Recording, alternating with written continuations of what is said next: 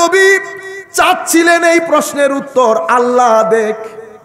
আমার আল্লাহ আয়াত নাজিল করলেন, হাবিব বলে দেন যারা আল্লাহ এবং রসুলের আনুগত্য করে তাদের হাসর আল্লাহ রসুলের সাথে হবে।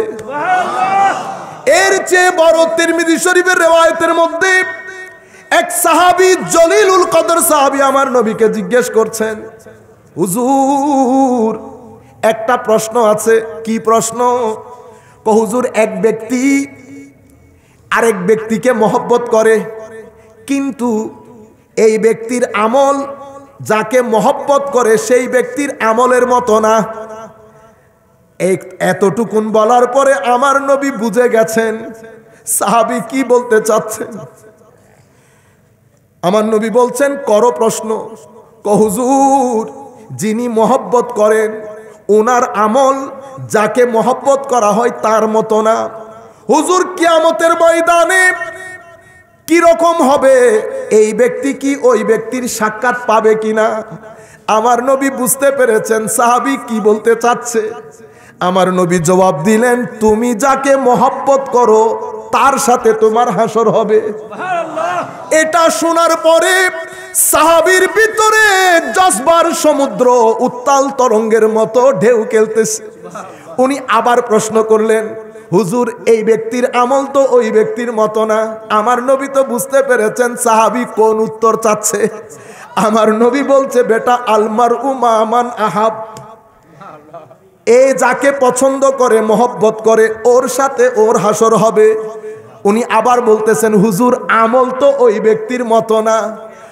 দূর, আলমার উমা আমান আহাব, আমল না হলেও মহব্বতের কারণে হাসর একসাথে হবে। আমরা আল্লাহর নবীর দরবারে আরজি দিচ্ছি, ইয়া রাসূলুল্লাহ আমরা গুনাহগার, কোনো সন্দেহ নাই। আমাদের মতো জালেম দুনিয়ার মধ্যে আরেকটা নাই, কোনো সন্দেহ নাই। কিন্তু ইয়া রাসূলুল্লাহ এটারও তো সন্দেহ নাই, আমরা আপনাকে ভালোবাসি। ইয়া রাসূলুল্লাহ আমাদের ভালোবাসা কিরকম? আমার বাবাও যদি আপনার শানে বিন্দু পরিমাণ গুস্তাখি করে আমাদের সিনার ভিতরে আগুন ধরে।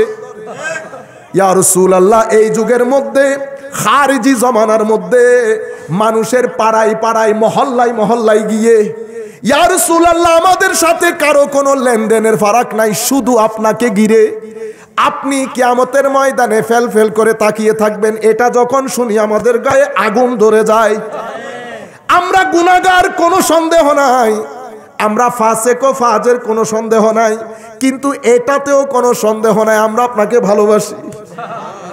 আমরা আপনাকে গুনাহগার, কোনো সন্দেহ। আমরা আল্লাহকেও বলছি, আল্লাহ আমরা আপনার হদ ক্রস করি, কোনো সন্দেহ নাই মওলা। আমরা আপনার সাথে বারবার নাফরমানি করি, কোনো সন্দেহ নাই আল্লাহ। কিন্তু এটাতেও কোনো সন্দেহ নাই আমরা আপনাকে ভয় করি, আপনাকে মানি, আপনাকে দেখার স্বাদ রাখি। আমরা এটাও বিশ্বাস করি মাওলা পরকালে জান্নাত দিয়ে দেওয়ার পরে যদি আপনাকে দেখতে না পারি জান্নাত আমরা চাই না, জান্নাত আমরা চাই না। আমরা মনে করি পৃথিবীর জমিনের মধ্যে মা বাবা ভাই বোন নিয়ে যখন আমরা এক টেবিলের মধ্যে খাইতে বসি এটা আমাদের জন্য কম জান্নাতের না। আপনারা বুঝতে পেরেছেন? আমার নবীর দরবারের খেদমত যদি আমাদেরকে বলা হয় এটা নবীর দরবারের খেদমত আর এটা জান্নাত, আল্লাহর ইজ্জতের কসম আমরা খেদমত নেব, জান্নাত নেব না। কারণ আমার আল্লাহ ইনডাইরেক্টলি আমাদেরকে আসল জান্নাতও শিখিয়েছেন। জান্নাত, হুর, গেলমান এগুলো আছে, এগুলো আল্লাহ বানিয়েছেন। কেন? ও আপনাদেরকে বোঝানোর, লোভ লাগানোর জন্য। কর বেটা এগুলো রাখছি, কিন্তু আসল জিনিস কোনটা? আমার আল্লাহ বলছেন ওয়াফিল আখিরাতে আযাবুন শাদীদ ওয়া মাগফিরাতুম মিনাল্লাহি ওয়া রিদওয়ান। আখিরাতের মধ্যে আল্লাহ দুইটা জিনিস রেখেছেন। কয়টা? দুইটা। আযাবুন শাদীদ, কঠিন আযাব, ওয়া মাগফিরাতুম মিনাল্লাহি ওয়া রিদওয়ান, আল্লাহর ক্ষমা, আল্লাহর রেজামন্দি। তাইলে আমরা কি চাচ্ছি? আল্লাহর রেজামন্দি চাচ্ছি, রেজা ইলাহি চাচ্ছি। নতুবা কুল কায়নাতের মধ্যে আমাদের মতো করে আল্লাহর কাউকে সৃষ্টি করেন। জাহান্নামও আল্লাহর সৃষ্টি, আমিও আল্লাহর। আশরাফকে আমি না, মানুষ হিসেবে আমি তো আশরাফুল মখলুকাত। তো আমি আশরাফ হয়ে আখতারকে ভয় করব কেন? আমি আখতারকে ভয় করি না, আখতার থেকে বেঁচে থাকার চেষ্টা করি। ভয় কাকে করব? ভয় তো মালিককে করব। আমার আল্লাহর ভয় করি আমরা, আমার আল্লাহ যেন নারাজ হয়ে না যায়। তো আমরা আল্লাহর দরবারে মিনতি করতেছি, আল্লাহ আপনি আমাদেরকে ক্ষমা করে দিলে কেউ বাধা দেওয়ার আছে? মাওলা কুল কায়নাতের কত ব্যক্তিকে আপনি বেলায়েত দিয়ে দিছেন না। আমরা আপনার কাছ থেকে শুধু রুকু সিজদার সাথ চাচ্ছি মাওলা। আমরা আপনার দরবারে এতটুকুন চাচ্ছি মাওলা, যেন যেদিন পৃথিবী ছেড়ে যায় আপনার রেজামন্দি নিয়ে যেন যায় মাওলা। যতদিন আপনি রাজি না হবেন আল্লাহ, মালাকুল মউত যেন আমাদের ত্রিসীমানার ভিতরে না আসে আল্লাহ। আমিন বলেন সবাই। তো আমরা বুঝাইতে চাইতেছি, এই মুনাফিকদের খাসলত বুঝছেন? আমার নবী আমাদেরকে বুঝাচ্ছেন। কোরআনে আল্লাহ কি বলেছেন? ওয়ালাউ আন্নাহুম ইজ্জালামু আনফুসাহুম জাউক। আমাদের ভাইয়েরা কি বলে? এটা তো জীবিত অবস্থায় বলছেন। কখন বলছে? মেন্টালিটি দেখছেন না? আমি আপনাদেরকে মাইন্ডসেট বুঝাইতেছি, মাইন্ডসেট। যখন আপনি এগুলা নিয়ে বলবেন এটা তো জীবদ্দশায়, তো আয়াত যদি জীবদ্দশায় হয়, এরপরে যদি এটা তুলে দিতে হয় তো বদরের যুদ্ধের আয়াত সব তুলে দেন। ওহুদের যুদ্ধ তো এখন আর নাই, আসেনি? তো ওহুদের যুদ্ধের আয়াতও তুলে দেন, হুনাইনের যুদ্ধের আয়াতও তুলে দেন, মক্কা বিজয়ের আয়াত আর থাকবে? এগুলা কোন জায়গার কথা? কোন মুফাসসির, প্রায় সকল মুফাসসির এই আয়াতের মধ্যে একটা ঘটনার বর্ণনা প্রায় সবাই বর্ণনা দিচ্ছেন এই আয়াতের আলোকে। আমরা সেখানে ঢুকতেছি না, যেহেতু আমাদের বিষয় না আজকে। আমি আপনাদেরকে বুঝাইতে চাইতেছি, আয়াত একটা নির্দিষ্ট প্রেক্ষাপটে নাজিল হয়, কিন্তু সেটার অ্যাপ্লিকেশন কিয়ামত পর্যন্ত বাকি থাকে। ওয়ালাউ আন্নাহুম ইজ্জালামু আনফুসাহুম জাউক। যখনই জুলুম হবে আপনার দরবারে আসবে, এরপরে কি হবে? ফাস্তাগফিরুল্লাহ, আপনি আল্লাহর দরবারে ক্ষমা চাইবেন। তাইলে কখন ক্ষমা চাচ্ছেন? আমার নবীর দরবারে। তাইলে বোঝা যাচ্ছে সকল জায়গা দোয়া কবুলের জন্য একই স্ট্যান্ডার্ডের না। সকল জায়গা দোয়া কবুলের জন্য একই স্ট্যান্ডার্ডের। কিছু জায়গার ফজিলত আরেক জায়গা থেকে বেশি। আপনারা বুঝতে পেরেছেন? ওয়াস্তাগফার লাহুমুর রাসূল, এবং আপনার ক্ষমার সাথে আমার নবীর সুপারিশ, দুইটা যখন একসাথে যায় তখন কি হয়? লাওয়াজাদুল্লাহা তাওয়াবান রাহিমান। দুইটা হয়েছে না? যদি আপনার ইস্তেগফার এবং নবীর সুপারিশ দুইটা যখন একসাথে হয়, আল্লাহ অবশ্যই আপনার তওবা কবুল করবেন, অবশ্যই আপনার উপর দয়া করবেন। দুইটা হয়ে গেছে না? এটা আপনি একটা হাতে রাখেন 2 সেকেন্ড। ইজা যা পড়ি না আমরা, পড়েন সবাই। ইজা জা নাসরুল্লাহি ওয়াল ফাত ওয়া রাআইতান নাসা ইয়াদখুলুনা ফি দীনিল্লাহি আফওয়াজা ফাসাব্বিহ বিহামদি রাব্বিকা ওয়াস্তাগফির। এখানে ইস্তেগফার কে করতেছে? শুধু আপনি। যেহেতু শুধু আপনি, ইন্নাহু কানা তাওয়াবা, তিনি ক্ষমাশীল। দয়ার কথা উল্লেখ আছে? ইন্নাহু কানা তাওয়াবা মানে তিনি ক্ষমাশীল, ক্ষমা করলেও করবেন, না করলেও নাই। কারণ ইস্তেগফার শুধু আপনি করতেছেন। এখন এই মুঠি খুলি, এখানে আপনার ইস্তেগফার আমার নবীর সুপারিশ দুইটা একসাথে আছে। তো গ্যারান্টি কি রকম? লাওয়াজাদুল্লাহ, অবশ্যই আল্লাহ আপনার তওবা কবুল করবেন, অবশ্যই আল্লাহ আপনার উপর দয়া করবেন। এটা হচ্ছে শাফাআতে রাসূলের কারামত। যখন শুধু আপনার ইস্তেগফার, ইন্নাহু কানা তাওয়াবা, ক্ষমা করলে করবেন, না করলে নাই। কিন্তু এখানে সেটা বলেন, ইন্নাহু কানা তাওয়াবা বলে না, লাওয়াজাদুল্লাহ, অবশ্যই আপনি আল্লাহকে তাওয়াবান পাবেন, রহিমান পাবেন, তওবা কবুলকারী। এবং এই সূরা ইজাজার ভিতরে আল্লাহ, গতকালকে বিজয় দিবস ছিল না? ছিল না? এই সূরা ইজাজার মধ্যে আল্লাহ বিজয় দিবস কেমনে পালন করবেন সেটাও বলছে। বিজয় দিবস, বিজয় দিবসের মধ্যে আমরা ফুল অবশ্যই দেব, কিন্তু মারামারি করে ফুল দিয়ে ঘুমাই কেন যাব? বিজয় দিবস কি হাতের মোয়া ছিল?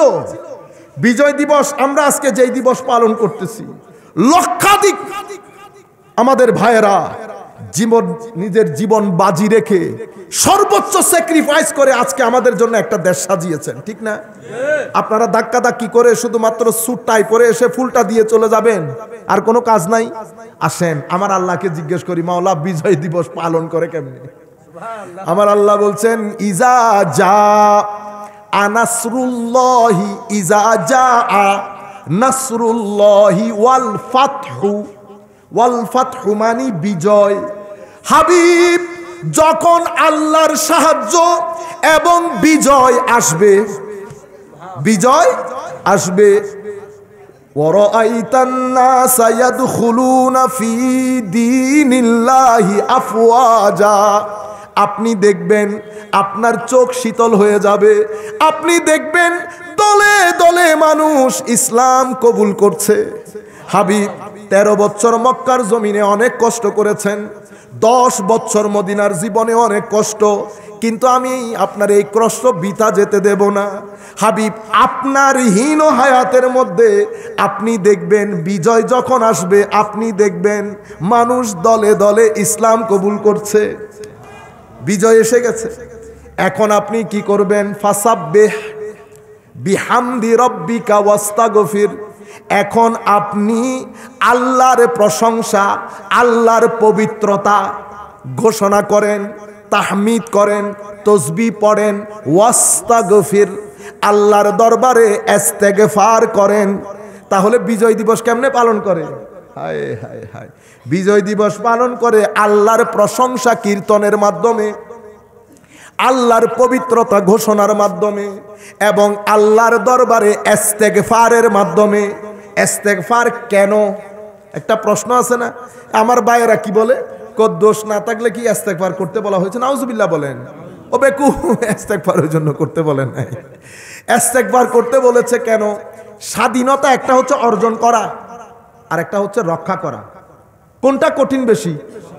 রক্ষা করা কঠিন বেশি। সেই জন্য রক্ষা করার জন্য যে জিহাদ, এটাকে বলে জিহাদে আকবর, বড় জিহাদ। অর্জন করার জন্য যে জিহাদ, এটাকে বলে জিহাদে আসগর, ছোট জিহাদ। ছোট জিহাদ কোনটা, বড় জিহাদ কোনটা?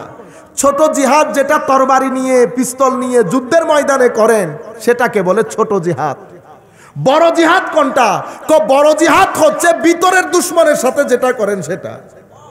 তো আমার দুশ্মন কয়টা? দুইটা। একটা হচ্ছে মানুষরূপী দুশ্মন, আর একটা হচ্ছে শয়তান রূপী দুশ্মন। আমার আল্লাহ বলছেন, ইন্না শাইতানা আদুব্বুল লাকুম ফাত্তাখিযুহু আদুব্বা, শয়তান তোমাদের আসল দুশ্মন, তাকে দুশ্মন হিসেবে জানো। তো আমাদের জিহাদ দুইটা, একটা জিহাদ ওই যে আমাদের ভাইয়েরা যেটা করেছেন সেই জিহাদ, এটাকে বলে জিহাদে আসগর। তো জিহাদে আসগর থেকে, জিহাদে আসগর 2 দিন হয়, 2 মাস হয়, জিহাদে আকবর 7 দিন, এটাকে বলে 24/7, 7 দিনে প্রতিদিন 24 ঘন্টা করে এটার সাথে জিহাদ করতে হয়। এটা কার সাথে? এটা আপনার লালসার সাথে। কেন? তো এটা যদি বাইরে আসে, এটা যদি বাইরে আসে, আপনার দেশে করাপশন বেড়ে যাবে, আপনার দেশে করাপশন বেড়ে যাবে, জুলম বেড়ে যাবে, গণতন্ত্র হুমকির সম্মুখীন হবে, ডিক্টেটরশিপ চলে আসবে ওই ফেরাউনের মতো, যেটা পাকিস্তান করেছে, করে নাই? পাকিস্তান, আমরা বাংলাদেশ, এটা এরা কেউ কি উপরে ছিল? উপরে না, তো একসাথে স্বাধীন হয়েছি, ইচ্ছে করে করেছে। আমরা 2 ভাই ছিলাম, আপনি আবার হঠাৎ করে বড় ভাই হয়ে গেলেন কখন? আপনারা বুঝতে পেরেছেন? আমরা বড় ভাই ছোট ভাই নাকি? ও বড় ভাই ছোট ভাই হবো কেন? একসাথে পৃথক হয়ে এসেছি, আবার বড় ছোট কি? আমি গতকালকে আলোচনা করেছি, এজন্য আমি এগুলা আলোচনা করতে চাচ্ছি না, তবে একটু হিংস দেই। এই কিছুদিন আগে, করোনার আগে, পাকিস্তানের অ্যাম্বাসেডর উনি বলতেছেন, ভাইজান পাকিস্তানের ভাষা যেহেতু উর্দু, আপনার ভাষাও তো উর্দু হওয়া দরকার। কেন? কারণ আপনি পাকিস্তানের আন্ডারে। দেখছেন নি অবস্থা? আল্লাহ একই কথা যদি আমি আপনাকে বলি, কোনটা? আল্লাহ আপনি উর্দুতে বলতেছেন কেন? You should speak in Bengali. আপনার তো বাংলায় কথা বলা দরকার। কেন? কারণ আপনি আমার আন্ডারে। কারণ বাঘ যখন করেছেন, সেখানে মূল ভূমিকা যারা পালন করেছে তারা আমার দেশের লোক। পরে আমি বলছি, আপনি রং জায়গায় আঘাত করে ফেলছেন, আপনাকে টুক্কা মৌলবী মনে করছেন। আল্লাহ স্বাধীনতার বইয়ের লিস্ট যখন বলবো বাঙালি আর পাকিস্তানে বাংলা আর উর্দুতে লেখা, আপনি মুড়িও খান নাই অতটুকুন, যতটা বই আমার লাইব্রেরিতে আছে। ঠুক্কা মৌলবী মনে করছেন? আমি আপনাকে বলতেছি, আপনি আমার উর্দুতে বলাইতেছেন কেন? কারণ আমার বাংলা আপনার উর্দুর চেয়ে রিচ সাহিত্যের দিক থেকে। ৫-৬ হাজার ল্যাঙ্গুয়েজের মধ্যে আমার বাংলার অবস্থান অষ্টম। আমার বলারা আজকে এই কথায় কথায় ২-৪টা ইংরেজি শব্দ বলে। আগে বাংলা শিখেন ভালো করে, তারপর ইংরেজি বলিয়েন। ইংরেজি আমরা অবশ্যই বলবো, কিন্তু বাংলা আগে। এই ভাষায় আমার মা কথা বলে। অষ্টম, আপনারা অনেকে জানে না বাংলার অবস্থান ৪-৫ হাজার ল্যাঙ্গুয়েজের ৪-৫ হাজার ল্যাঙ্গুয়েজের মধ্যে বাংলার অবস্থান অষ্টম। সহজ কথা। এবং আমার সাহিত্য উর্দুর চেয়ে অনেক রিচ। কিন্তু আপনি কি হয়ে গেলেন? বড় ভাই। তো বড় ভাই যখন হয়ে গেছেন, হায় হায় হায়, বড় ভাইকে ছোট ভাই করে দিছে আল্লাহ। ফেরাউন একই ঘটনা ঘটাইছে। ইন্না ফিরআউন আলা ফিল আরদ। ফেরাউন মনে করছে সব তার। মুসা বনি ইসরাইল মানে না কাউরে, আর জুলুমের স্টিম রুলার, মানে জুলুম করে করে সব করা যাবে। বুঝতে পেরেছেন? ফেরাউন পিছনের ইতিহাস ভুলে গেছে, পিছনের ইতিহাস ভুলে গেছে। সে কি করেছে? গ্রুপিং করে ফেলেছে। কাউকে বেশি ফ্যাসিলিটি দিয়েছে, কাউকে কম ফ্যাসিলিটি দিয়েছে। এরপরে নিজেদের হুকুম আহকাম চালানোর জন্য অত্যাচারের স্টিম রুলার, কারণ অত্যাচার হচ্ছে বড় হাতিয়ার, এটা দিয়ে দবানো যায়, যেটা পাকিস্তানও করেছে দবানোর জন্য। ফেরাউন কি করেছে? বনি ইসরাইলের মধ্যে তার কিছু লোক ছেড়ে দিয়েছে, এদেরকে রাজাকার বলে। কি বলে?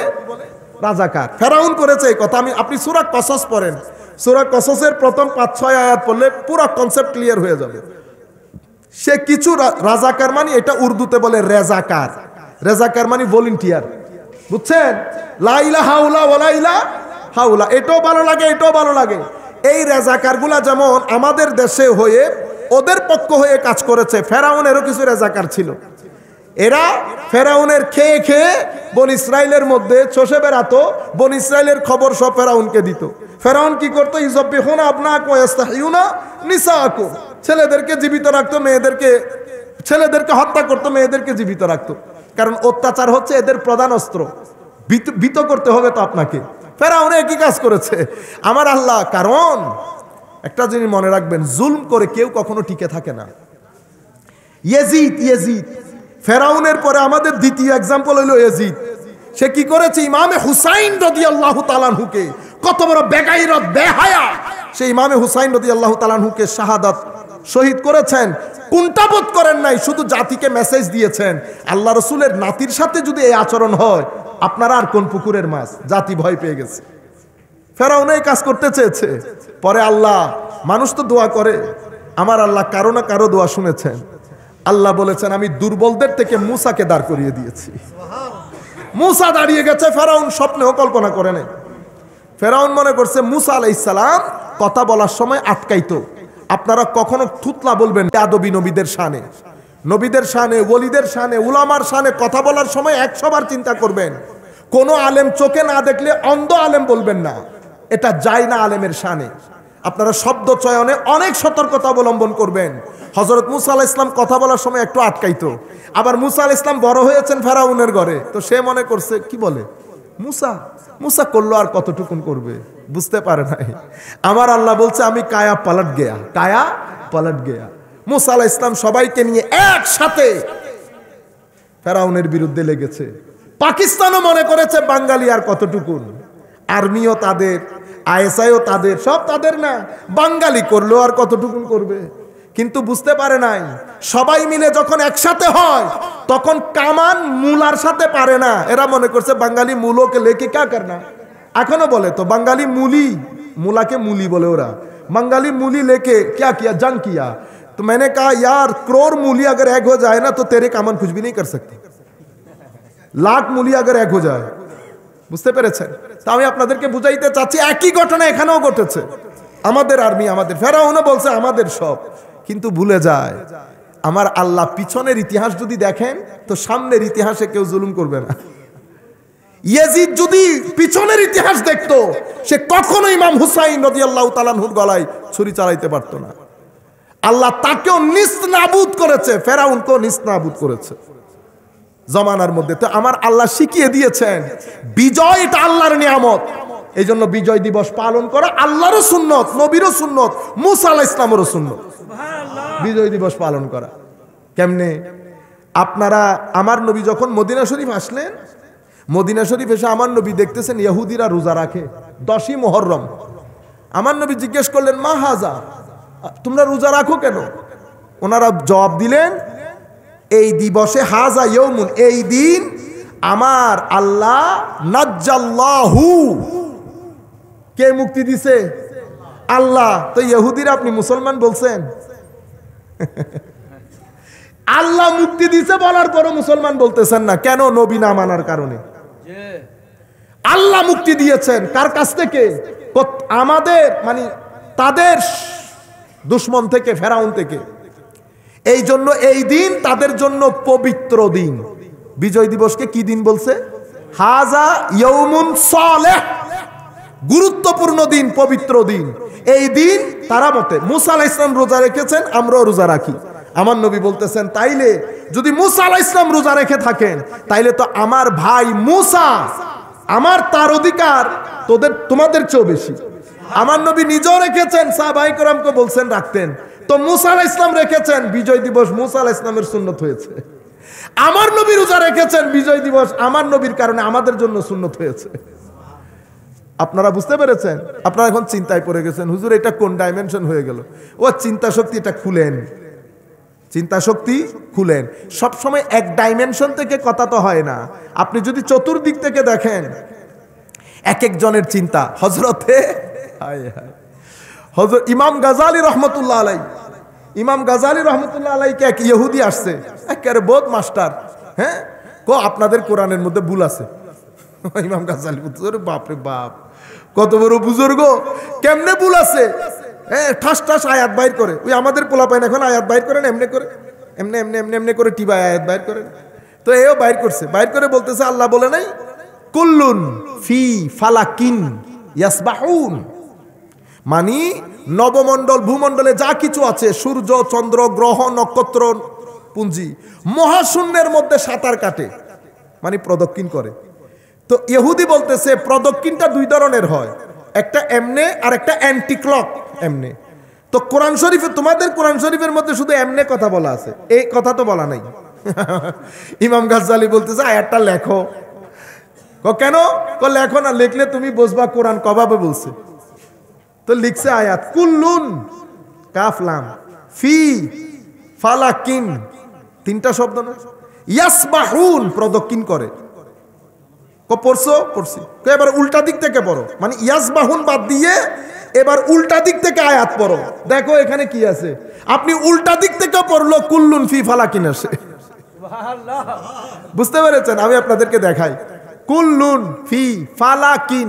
তো ফালাকিনের মধ্যে প্রথম অক্ষর ফা, লাম, কাফ। পিছন দিক থেকে আসেন, কাফ আর লাম মিলে কুল্লুন। প্রথম অক্ষর ফা, ফি, তো কুল্লুন ফি, ঠিক আছে। মাঝখানের অক্ষর ছিল ফি, তারপরে হচ্ছে লাম এবং কাফ। কুল্লুনের মধ্যে আগে কাফ, তারপরে লাম না, মাঝখানে ফি, ঠিক আছে। তো কুল্লুন ফি ফালাকিন ইয়াসবাহুন, তো একই, প্রদক্ষিণ করে তো আর উল্টা হবে না।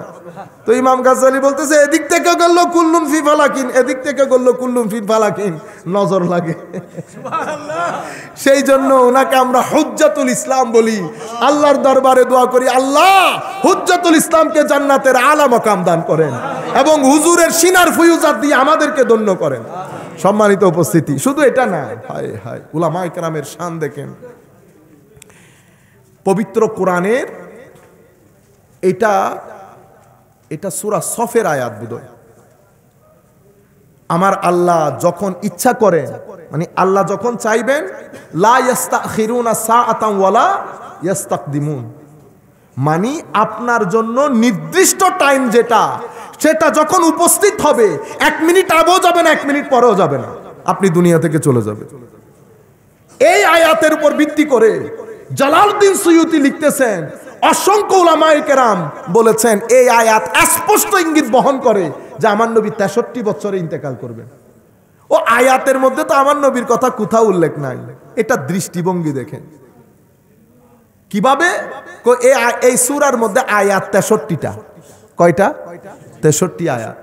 এই সূরার পরের সূরা হচ্ছে তাগাবুন, সূরা তাগাবুন। তাগাবুন মানে একটা জিনিস অস্তিত্ব থেকে অনস্তিত্বে চলে যাওয়া, অস্তিত্ব থেকে থেকে না হয়ে যাওয়া, বিং থেকে জিরো হয়ে যাওয়া, এটাকে তাগাবুন বলে। তো 63 পরের আয়াতে মৃত্যু, তারপরে হচ্ছে অনস্তিত্ব। তো হযরত জালালউদ্দিন সুয়ুতি বলতেছেন এই সূরা স্পষ্ট ইঙ্গিত বহন করে যে আমার নবী 63 বছরে ইন্তেকাল করবে। এক একজনের দৃষ্টিভঙ্গি এক এক রকম, কারণ কোরআন এটা তো বানিয়েছেন আল্লাহ মহাসমুদ্র। আপনারা, আমি কিছুক্ষণ আগে পুরা বলতেও পারি নাই, আমার সবসময় মাথার ভিতরে ঘুরতো আল্লাহ কোরআনকে কোরআন বলে নাম কেন রাখছেন। এত বড় একটা কিতাব, আরো কত নাম ছিল না, কোরআনের নাম কোরআন কেন, আল্লাহর নাম আল্লাহ কেন, নবীর নাম মুহাম্মদ কেন রেখেছেন আল্লাহ সাল্লাল্লাহু আলাইহি ওয়াসাল্লাম। আমার আল্লাহরও জাতি নাম, আসল নাম, নিকনেম কি আল্লাহ, আর সিফাতি নাম অসংখ্য, রহমান রহিম। সূরা ফাতিহা থেকে যদি শুরু করেন, রব বলেন, রহমান বলেন, রহিম বলেন, মালিক বলেন, সব তো।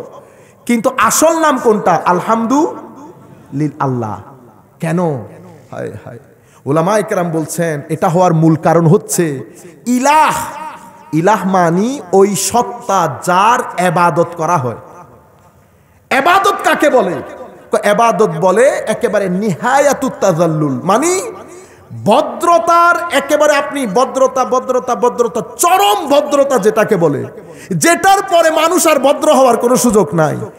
ওই ভদ্রতা নিয়ে মানুষ যখন নিজের শরীরের সর্বোত্তম জায়গা হচ্ছে মাথা, সেই মাথার সর্বশ্রেষ্ঠ জায়গা হচ্ছে কপাল, সেই কপালকে মানুষ সৃষ্টির আদরা সৃষ্টি মাটির মধ্যে যখন একেবারে রাখে আল্লাহর প্রতি ইবাদতের উদ্দেশ্যে, সেই কারণে আল্লাহকে ইলাহ নামকরণ করা হয়েছে।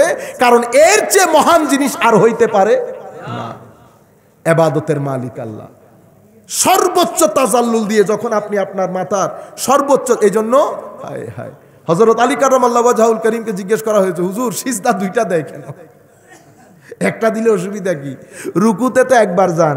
হায় হায়, হযরত আলী কারামাল্লাহু ওয়াজহুল করিম বলেছেন একটা সিজদার মাধ্যমে আমরা আল্লাহকে জানান দেই মিনহা খালাকনাকুম, মিনহা, এখান থেকে আপনি আমাকে বানিয়েছেন মাওলা, এক সিজদা। আর দ্বিতীয় সিজদার মধ্যে জানান দেই ওয়া মিনহা নুখরিজুকুম, দ্বিতীয় সিজদা থেকে উঠে বসে আল্লাহকে জানান দেই ওয়া ফিহা নুঈদুকুম তারাতান উখরা, এখান থেকে সৃষ্টি, এখানে ফেরত যাব, আবার এখান থেকে আমাদের উত্থান হবে। এই দুই সিজদা এবং সিজদার উপর বসা, এগুলা দিয়ে আমরা এটা জানান দেই আল্লাহর দরবারে। প্রথমে সিজদা দেই মিনহা খালাকনাকুম, এরপরে উঠে তাকাই তাকি সিজদার দিকে জানান দেই ওয়া ফিহা নুঈদুকুম, আরেকটা সিজদা দিয়ে জানান দেই ওয়া মিনহা নুখরিজুকুম, এখান থেকে আমাদের উত্থান হবে। এই জন্য সিজদা দুইটা, মাঝখানে বৈঠক একটা, মাঝখানে বৈঠক একটা। যাই হোক, আমি আপনাদেরকে যেটা বলতে চাচ্ছিলাম, তো মাওলাই করিম, এই জন্য আল্লাহ ইলাহ। আমার নবীর নামকরণ করা হয়েছে মুহাম্মদ, এটা আমার নবীর জাতি নাম। সিফাতি অনেক নাম আছে আমার নবী, কিন্তু আমার নবী সত্যাগত নাম হচ্ছে মুহাম্মদ সাল্লাল্লাহু আলাইহি ওয়াসাল্লাম। কেন? মুহাম্মদ এটা হামদুন থেকে, প্রশংসা, প্রশংসা, হামদুন, হামদ। আমার আল্লাহ শুরু দিয়ে কি বলেছেন? আলহামদু। কোরআনের গেটওয়ে তো এটা, কোরআনের মেইন গেট কোনটা? সূরাতুল ফাতিহা, এটাকে বলে গেটওয়ে অফ হোলি কোরআন, কোরআনের মেইন গেট। মেইন গেট দিয়ে যখন ঢুকতেছেন কি বলতেছেন? আলহামদু, সমস্ত প্রশংসা আল্লাহর, সমস্ত প্রশংসা আল্লাহ। কিন্তু আমার নবীর নামকরণ করা হয়েছে মুহাম্মদ, হায় হায় হায় সাল্লাল্লাহু আলাইহি ওয়াসাল্লাম, যার প্রশংসা বারবার করা হয়। উপরে ছিল আহমদ, কিয়ামতের ময়দানে যে সিট দেওয়া হবে সেটা মাহমুদ। হামদুন থেকে আমার নবী বেরি হয়নি। কেন?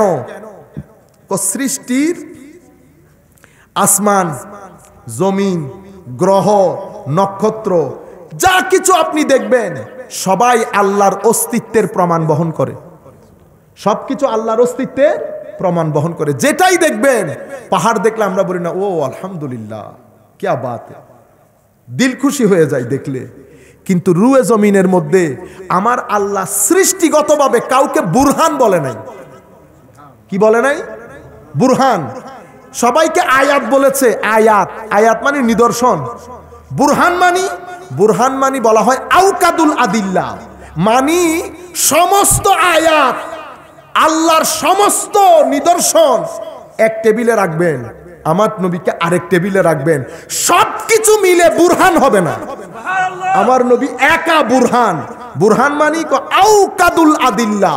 আউকাদুল আদিল্লা মানি এমন একটা প্রমাণ যেটা আমার আল্লাহর অস্তিত্বের উপর সবচেয়ে বড় প্রমাণ। মানলে মুমিন, না মানলে কাফের, মানলে বেহেশত, না মানলে জঙ্গে বদর। জঙ্গে বদরের যুদ্ধ, কিয়ামত আমার আল্লাহ পরে বরপা করবেন। কিয়ামতের ট্রায়াল আমার আল্লাহ বদরের যুদ্ধে দিছেন। কেন? না মানার কারণে। কেন? কারণ আমার নবীর ব্যাপারে বলা হয়েছে কদ জাআকুম বুরহানুম মির রাব্বিকুম। এটা বুরহান, এটা মানতে হবে, না মেনে কোনো উপায় নাই। এটা আল্লাহর অস্তিত্বের সবচেয়ে বড় দলিল। যেহেতু বুরহান, সেই হেতু এই নবীকে আল্লাহ জাহেরে বাতেনে আমার আল্লাহ আল্লাহর ইচ্ছা অনুযায়ী সাজিয়েছেন। সাজিয়ে আমার আল্লাহ নামকরণ করেছেন মোহাম্মদ। মানি আমার নবীকে যেই গেট দিয়ে আপনি ঢুকবেন, আকওয়াল বলেন, আহওয়াল বলেন, আখলাক বলেন, আফআল বলেন, যেই গেট দিয়ে আপনি ঢুকবেন আমার নবীকে দেখে আল্লাহর প্রশংসা করতে আপনি বাধ্য হবেন। এটা বেআইব বেদাগ নবী চতুর্দিক দিয়ে। এই জন্য আমার নবীর মোহাম্মদ। কোরআনকে কোরআন বলে কেন? হায় হায় হায়। কোরআনেরও এটা কোরআনের জাতি নাম, সিফাতি নাম আছে কোরআনের ৫৫টা প্রায়। তানজিল বলেন, হুদা বলেন, রহমত বলেন, হেকমা বালেগা বলেন, শিফা বলেন, মাউইজা বলেন, অসংখ্য নাম ইমাম আবুল মাআলি বুরহানের মধ্যে বর্ণনা দিয়েছেন। ৫৫টা নাম, কিন্তু মূল নাম কোরআন। মাওলা তো কোরআনকে যখন কোরআন বলেছে, তো কোরআনের ভিতরে যা কিছু আল্লাহ বর্ণনা দিয়েছেন এটা নামের ভিতরে থাকতে হবে। নামও সেরকম হতে হবে না। আপনি বইয়ের নাম দেখে তো বুঝতে পারবেন ভিতরে কি কি বর্ণনা আছে। বইয়ের নাম, শিরোনাম যেটা, বইয়ের নাম যেটা, সেটা বইয়ের সূচিপত্রকে প্রেজেন্ট করে। তো কোরআন তো আজিম কিতাব, তাহলে নামের মধ্যে কিছু কারিশমাটিক ব্যাপার আছে। সেই কারিশমাটিক ব্যাপার কি যেটার কারণে কোরআনকে কোরআন বলে? সেটা হচ্ছে, হায় হায়, কিছু আলেম বলেছেন, ইমাম শাফিঈ বলেন, জালালউদ্দিন সুয়ুতি বলেন, এই কোরআন শব্দের কোনো মূল শব্দ নাই। কিন্তু অসংখ্য উলামায়ে কেরাম, বরং বেশিরভাগ আলেম বলেছেন এটার একটা মূল শব্দ আছে। মূল শব্দ কি হইতে পারে? এটার জন্য উলামায়ে কেরাম 4টা মূল শব্দ বলেছেন। কারা বলেছেন, কেরাতুন বলেছেন, কারায়েন বলেছেন, কারা বলেছেন, কেরাতুন বলেছেন, কারায়েন বলেছেন, কারানা বলেছেন। 4টা বলেছেন। আমি শুধু আপনাকে একটা অর্থের মধ্যে, তাইলে কোরআন কেন বলা হয়? কারা, কারা আমানি দাম্মা জামা, জামা আমানি একীভূত করা। তো একত্রিত করার সাথে কোরআনের সম্পর্ক কি? একত্রিত করার সাথে কোরআনের সম্পর্ক মানে হচ্ছে এই কোরআনকে হয় একত্রিত করা হয়েছে, অথবা এই কোরআনের ভিতরে সবকিছুকে একীভূত করা হয়েছে। একত্রিত করা হয়েছে মানি, একত্রিত করা হয়েছে মানি কুল কায়নাত আমার নবীর কাছে কোরআন 23 বছরে আয়াত আয়াত আয়াত করে নাজিল হয়েছে। আমার নবী একত্রিত করেছেন, আবু বকর সিদ্দিক করেছেন, উসমান গনি করেছেন। এটাকে একত্রিতকরণ করা হয়েছে। যে একত্রিত করেছে কেউ নিজের ব্যক্তিগত ইচ্ছাই করে নাই, এটা আমার আল্লাহ ইশারায় আমার আল্লাহর মাধ্যমে হয়েছে, তাইলে একত্রিত হয়েছে। তো এটার চেয়ে স্ট্রং অভিমত হচ্ছে কোরআনকে কোরআন বলার কারণ কারা, কারা আমানি জামা, জামা আমানি হচ্ছে এই কোরআনের মধ্যে আল্লাহ সমস্ত ইলম ও হিকমতকে জমা করেছেন। এটার উপর দলিলও আছে। দলিল কি? এগুলা ইমাম জালালউদ্দিন সুয়ুতি ইতকানের মধ্যে বলেছেন। কি দলিল হচ্ছে আমার আল্লাহ কোরআনের মধ্যে বলেছেন এই কিতাব তিবিয়ানুন লিকুল্লি শাই, এটা প্রত্যেক কিছুর স্পষ্ট বর্ণনা। ওয়া কুল্লা শাইইন ফাসসালনাহু তাফসীলা, সবকিছুর স্পষ্ট বর্ণনা এই কোরআনের মধ্যে দেওয়া হয়েছে। লা রাতবিন ওয়ালা ইয়াবিসিন ইল্লা ফি কিতাবিন মুবিন, সবকিছু কোরআনের মধ্যে এসেছে। এই কারণে কোরআনকে কারা থেকে কোরআন বলা হয়, কারণ এই কোরআনের মধ্যে সমস্ত ইলম ও মারিফতকে আল্লাহ জমা করেছেন। তো যেই কিতাবের মধ্যে সমস্ত ইলম ও মারিফত আল্লাহ জমা করেছেন, সেই কিতাবকে আল্লাহ আমার নবীর সিনার মধ্যে ঢেলেছেন। সুবহানাল্লাহ। সম্মানিত, যেখান থেকে আমরা এসেছি, আমরা একেবারে বক্তব্যের শেষ পর্যায়ে, সম্মানিত উপস্থিতি, তাইলে আমরা মনে আছে কোনখান থেকে গেছি? তো মুনাফিক বা বেয়াদব কারা? বেয়াদব হচ্ছে যারা ফজিলত বিশ্বাস করে, মিসলিয়ত বিশ্বাস করে, কিন্তু জোর কোথায়? ও মিসলিয়তের উপর, আমার মতো। আচ্ছা, এরপরে হচ্ছে মুমিন। মুমিন কারা? মুমিন হচ্ছে এরা ফজিলত বিশ্বাস করে, মিসলিয়ত বিশ্বাস করে। জোর কিসের উপর? ফজিলতের উপর। তো সুন্নিয়ত কি? সুন্নিয়ত হচ্ছে ইকরারে মিসলিয়ত। আমরা জানি আমার নবী বাশার, কিন্তু আমাদের জোর হচ্ছে ফজিলতের উপর। কেন জোর ফজিলতের উপর? এটা আমরা সাহাবায়ে কেরামের কাছ থেকে শিখেছি। আকল তো মিসলিয়তের কথা বলে। আকল কি বলে? মিসলিয়ত। আশক কিন্তু মিসলিয়তের কথা বলে না, আশক ফজিলতের কথা বলে। যদি মিসলিয়তের কথা আশক বলতো তো সাহাবায়ে কেরামের পক্ষে আমার নবীর থুতু মুবারক নিয়ে মুখে বুকে লাগানো সম্ভব হইতো? তো সাহাবায়ে কেরাম আকলের দিকে হাঁটছে না আশকের দিকে হাঁটছে? চুল মুবারক, সাহাবায়ে কেরাম তো বলতো যে এটা তো চুল, ঠিক না? কিন্তু আকলের কথা শুনে নাই, শুনছে কার? আশকেরটা। শুনে আমার নবীর চুল মুবারক নিয়ে নিজের কাছে রেখে দিতেন। নোক, আকল বলতেছে নোক, আশক বলতেছে নোক মুবারক। আকল বলতেছে কেটে ফেলে দাও, আশক বলতেছে কেটে পকেটে ঢুকাও। দুইটা হয়ে গেল না? আকল বলতেছে এটা ঘাম, আশক বলতেছে ঘাম মুবারক। আকল বলতেছে বেঁচে থাকো গন্ধযুক্ত, আশক বলতেছে আতর হিসেবে ব্যবহার করো, আতর হিসেবে ব্যবহার করো। আকল বলতেছে অজুর পানি, ব্যবহৃত পানি, এটা নাজায়েজ। আশক বলতেছে মাহবুবের অজুর পানি, বাশরিয়ত छोड़ दे, নূরানিয়ত को देख, নূরানিয়ত को देख। এটাকে বরকতের পানি হিসেবে সাহাবায়ে কেরাম মুখে বুকে লাগাইছেন না? এবার আপনি বলেন তো দেখি, সাহাবায়ে কেরাম আকলের পথে হাঁটছে না আশকের পথে হাঁটছে? এই আশকের পথে হাঁটা এটাকে সুন্নিয়ত বলে। সুন্নিয়ত কোনো ব্যক্তির নাম না, সুন্নিয়ত কোনো আলেমের নাম না, সুন্নিয়ত কোনো প্রতিষ্ঠানের নাম না। সুন্নিয়ত একটা আকীদা। কাদের আকীদা? সাহাবায়ে কেরামের আকীদা। কাদের আকীদা? কোরআনের, হাদিসের, সাহাবায়ে কেরামের, আমাদের সলফে সালিহিন উম্মতের মুহাদ্দিসিন মুফাসসিরিন, যেদিকে তাকাবেন সব দিকে আপনি আশক পাবেন। হযরত আব্দুল্লাহ ইবনে মাসউদ রাদিয়াল্লাহু তাআলা আনহু জলিলুল কদর সাহাবী, আমার নবীর ফকি সাহাবীর মধ্যে সবচেয়ে সিনিয়র ক্লাসের সাহাবী। আমার নবীর ফকি সাহাবায়ে কেরামের মধ্যে সবচেয়ে সিনিয়র ক্লাসের সাহাবী, যার ফিকার উপর ভিত্তি করে হানাফি স্কুল তৈরি হয়েছে। সেই আব্দুল্লাহ ইবনে মাসউদ রাদিয়াল্লাহু তাআলা আনহু আমার নবীর জুতা মুবারক নিয়ে হাঁটতেন। সুবহানাল্লাহ। বুঝতে পেরেছেন? এমনিতে ফেকার নিয়ামত যেটা পাইছেন এটা এমনিতে পান নাই, আমার নবীর জুতার নিসবতের কারণে। আপনার কাছে জুতা, আশেকের কাছে জুতা মুবারক। আপনার কাছে স্যান্ডেল এমনি হাতে রেখে ওখানে ফেলে দেন, আশেকের কাছে এটা আমার নবীর জুতা মুবারক, সিনার ভিতরে লাগাই রাখেন। এটা কে শিখাইছে? সাহাবায়ে কেরাম। আমার নবী আংটি পরেছেন, সাহাবায়ে কেরাম আংটি পরেছেন। আংটি জায়েজ, স্বর্ণের আংটি, স্বর্ণ হারাম হয়েছে, আমার নবী খুলে রেখে দিয়েছেন, সাহাবায়ে কেরামও রেখে দিয়েছেন। আকল বলতেছে উঠাই ফেল, ঘরের মধ্যে নিয়ে বউ বাচ্চাকে দিতে পারবি, ছেলেদের জন্য না হারাম, মেয়েদের জন্য তার হারাম না।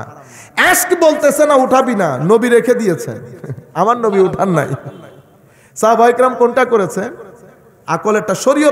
শরীয়ত তো জায়েজ করছে, শরীয়ত হারাম করেন নাই। সাহাবায়ে কেরামরা আশকের রাস্তা দিয়ে হেঁটেছে।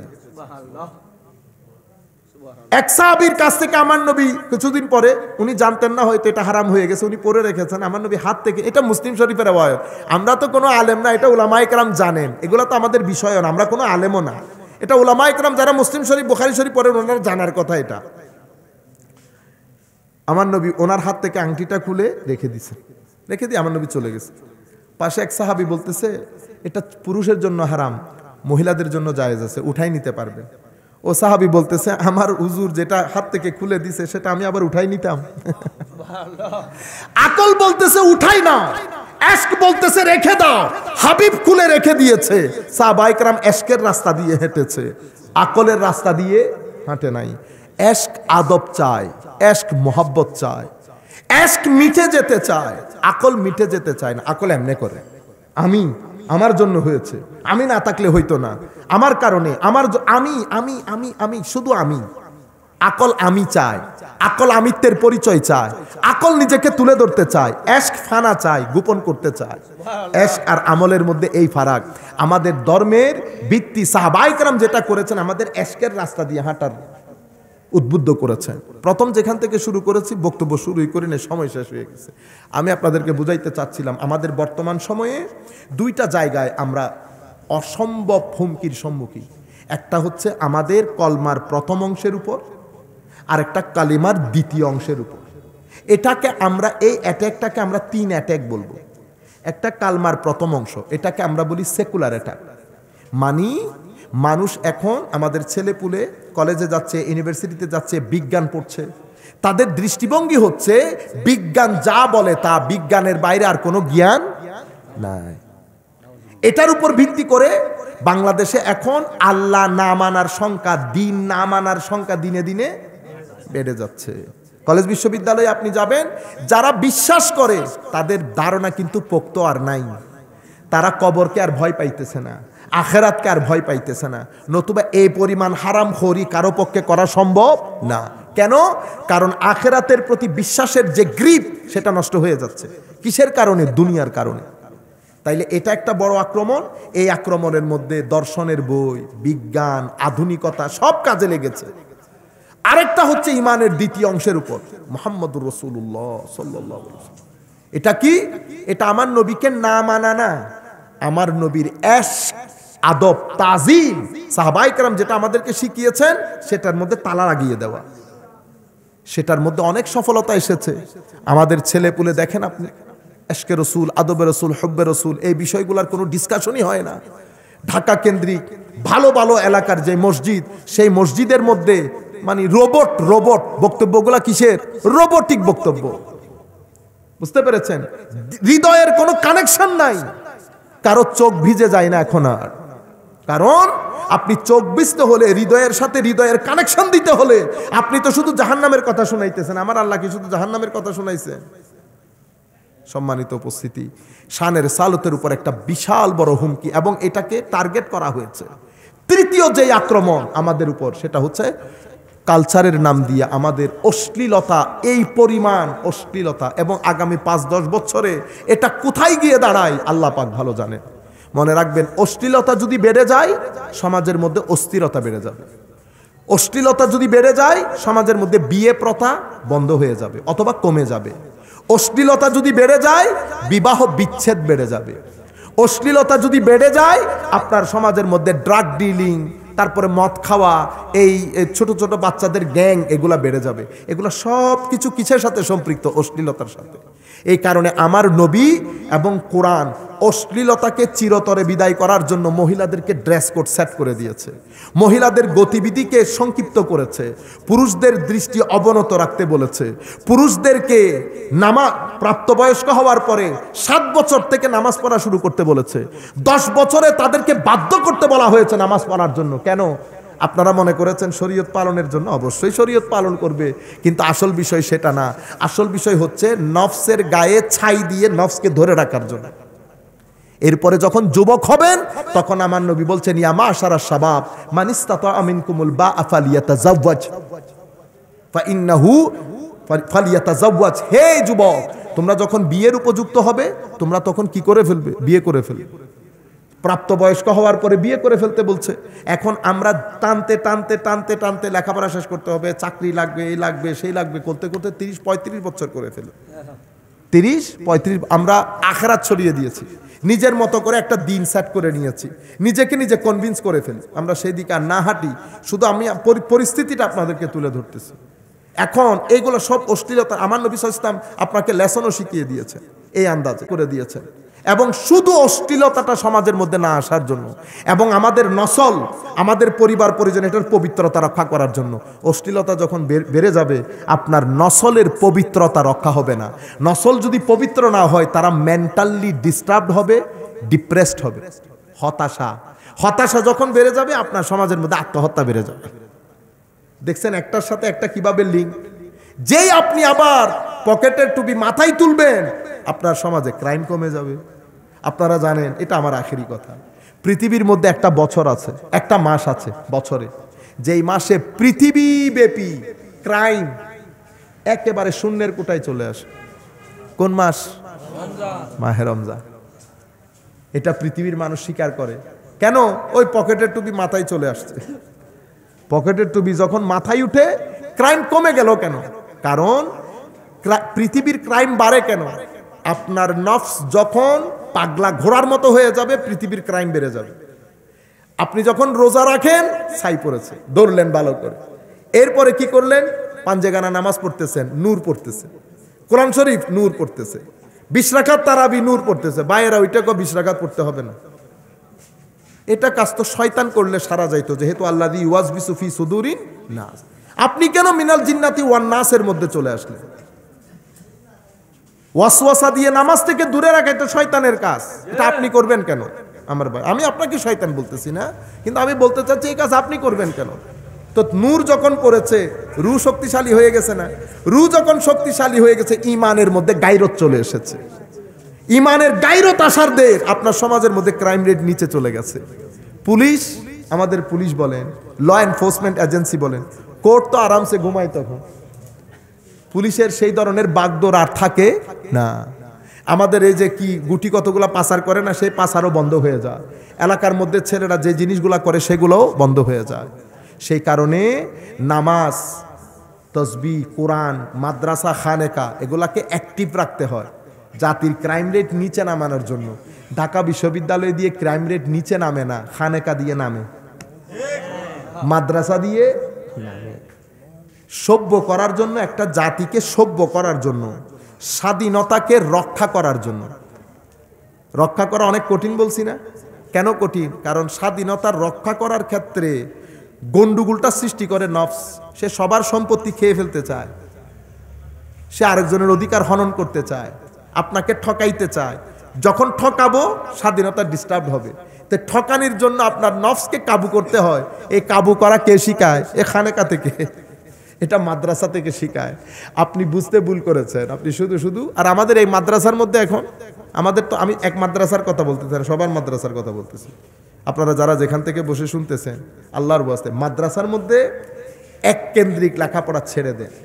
এ কাফের, এই মুশরিক, এই বেদাতি। আপনি যদি একটা ছেলেকে শুরু থেকে এগুলা পড়াই বড় করেন, বাংলাদেশের মধ্যে এটা আরেকটা বাংলাদেশ হচ্ছে না? হ্যাঁ, আমাদের বাইরে। আর এরপরে আপনি গামলা একটা দিছেন, 5টা বাজে। আমি একবার কিশোরগঞ্জ গেছি, দেখি ছেলেরা লাইন ধরে বাত তুলতে যাইতেছে।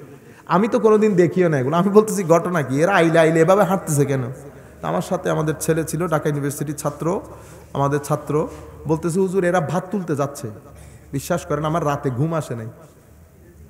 আমার নবীর এলমে দিন পরে ছাত্ররা মাইনচের বাসায় গিয়ে যদি ভাত তুলে, এর মাধ্যমে আর যাই হোক দ্বীনের খেদমত হয়। যদি দ্বীনের খেদমত হতো, আমার নবী আলে বাইতে রসুলের জন্য সদকা, জাকাত, ফিতরা হারাম করে দিছে না? কেন? কারণ এগুলা খাওয়ার পরে গায়রত থাকে না। আপনি তখন সোসাইটির মানুষের চোখে চোখ রেখে কথা বলতে পারবেন না, যেটা আমি পারতেছি। কেন? কারণ আমার অসুবিধা হচ্ছে না। কারণ আপনি যে অ্যাঙ্গেল থেকে দাঁড়িয়ে কথা বলতেছেন, ওই অ্যাঙ্গেল থেকে আমারও আছে। বুঝতে পারতেছেন? এই জন্য আল্লামা ইকবাল কি বলেছে? গলা তো গোটি দিয়া আহলে মাদ্রাসা নে তেরা, কাহা সে আয়ে সাদা লা ইলাহা ইল্লাল্লাহ। মাদ্রাসায় পড়ে সদকা ফিতরা খায়ে তোমার গলা বন্ধ হয়ে গেছে, তোমারকে মুখ দিয়ে কেমনে লা ইলাহা ইল্লাল্লাহ বেরোবে? আপনি যে লা ইলাহা ইল্লাল্লাহ বলতেছেন, উনি ওই লা ইলাহা ইল্লাল্লাহর কথা বলতেছে না। উনি লা ইলাহা, কোনো মাবুদ নাই, আই ডোন্ট কেয়ার এনিবডি ইল্লাল্লাহ, কেয়ার একমাত্র আল্লাহ, ঝুঁকলে আল্লাহর জন্য। এই গায়রত, এই খুদ্দারি কখন আসবে? যখন আপনার ভিতরে সদকা, জাকাত, ফিতরার টাকা থাকবে না। তো আপনি যখন, এই জন্য আপনারা কি করে, এই ছেলেগুলাকে আমরা মানুষ করি, মানুষ করে আমরা আমাদের স্বার্থে ব্যবহার করি, আমরা আমাদের স্বার্থে ব্যবহার করি, অনেক সময় অনেক স্বার্থে ব্যবহার করি। এরপরে ওনারা যখন বের হন, তো ওনারা সত্য জানার পরেও জায়গা থেকে বের হইতে পারে না। কেন? কারণ এখানে চাকরিগুলা কি নির্ভর? প্ল্যাটফর্ম নির্ভর। আমি যদি প্ল্যাটফর্মের সাথে লেগে না থাকি, চাকরি পাবো না, খেতাবত পাবো না, ইমামত পাবো না, দাওয়াত পাবো না। বুঝতে পেরেছেন? এই কারণে আমাদের আমি সমস্ত মাদ্রাসা, বুঝতে পারতেছেন তো আমি কি বলতেছি? সমস্ত মাদ্রাসা, যেখানে যেখানে আপনারা মাদ্রাসা করেছেন, সেই মাদ্রাসাগুলা লেখাপড়া সরকার চেক করা দরকার, এবং আধুনিক শিক্ষা যাওয়া দরকার, ইংরেজি শিক্ষা দরকার, বিজ্ঞান শিক্ষা দরকার, ঠিক আছে, আধ্যাত্মবাদ শেখা দরকার। এখন আপনি ইংরেজি পড়ান না, বিজ্ঞান পড়ান না, আধ্যাত্মবাদ পড়ান না, পড়ায় এরপরে হাদিস শরীফ পড়াইতে যখন বসেন আমার নবী সম্মান আসলে ঠাস ঠাস সামনের দিকে চলে যান। বুঝতে পেরেছেন? আর আপনি শুধু বেদাত বেদাত বেদাত, আল্লামা সাইফুল আজম আজাই সাহেব উনি বেদাতি আলেম, উনি মুশরিক, এতে এরকম ছেলেটা শুরু থেকে কি হয়ে গেছে, শর্ট মাইন্ডেড হয়ে গেছে। এ যখন সোসাইটিতে পরে আসছে, সোসাইটির সাথে অ্যাডজাস্ট করতে পারতেছে না সে। নতুবা গোড়া নিয়ে আপনি কেন দৌড়াইছেন? বুঝছেন আমি কি বলতেছি? গোড়া নিয়ে দেখছেন না দৌড়াইতেছে? যিনি গোড়া নিয়ে দৌড়াইতেছেন উনি জানেন এটা গোড়ার দৌড়, এটা কি গোড়ার যোগ। ও ভাই এক টিপের মধ্যে কেল্লাফতে হয়ে যাইতেছে। ওকে, আপনি গোড়া বাদ দেন। করোনা আছে না, করোনা 1949 সনে, আমি যদি ভুল না করি 49 সনের কিতাব বইয়ের মধ্যে, আমার কাছে আছে বইটা ইংল্যান্ডের মধ্যে, সে বইয়ে লিখেছে যে আগামী শতাব্দীতে যুদ্ধক্ষেত্রেও হবে না, দেশেও হবে না, যুদ্ধ হবে ল্যাবে। কিসে? ল্যাব। ওই ল্যাবের মধ্যে গবেষণা করেন, ওই গবেষণা কেন্দ্রে। তো করোনার সাথে এটা মিলানোর জন্য একটা আর্টিকেল লিখছে একজনে, যে করোনা কি কারো মাধ্যমে তৈরি না ন্যাচারাল। এখনো পর্যন্ত মানুষ সন্দিহান এটা কারো মাধ্যমে তৈরি কিনা। এক করোনা পুরো পৃথিবীকে তেহেস নেহেস করে দিছে না? বুঝতে পেরেছেন? তা আপনি গোড়া নিয়ে দৌড় দিচ্ছেন কি কারণে? কারণ আপনি যেখানে লেখাপড়া করেছেন আপনাকে এটাই শিখিয়েছে। আপনি জানেনও না পৃথিবী এখন কোথায়। আল্লাহ রাব্বুল আলামিন আমাদের হামি ও নাসির হোক, মাওলাই করিম আমাদেরকে কবুল করুক। আল্লাহ রাব্বুল আলামিন সামগ্রিক পরিস্থিতি খেয়াল করে আমার নবীর এশক, আলে বাইত রাসূলের এশক, সাহাবায়ে কেরামের তাজিম, আউলিয়ায়ে কেরামের নিসবত, বড়দের সম্মান, মা বাবার সম্মান, এগুলা বজায় রেখে আল্লাহর রেজামন্দি অনুযায়ী চলার তৌফিক দান করুন। আমা আলাইহিল বালাগ মুবিন। আসসালামু আলাইকুম।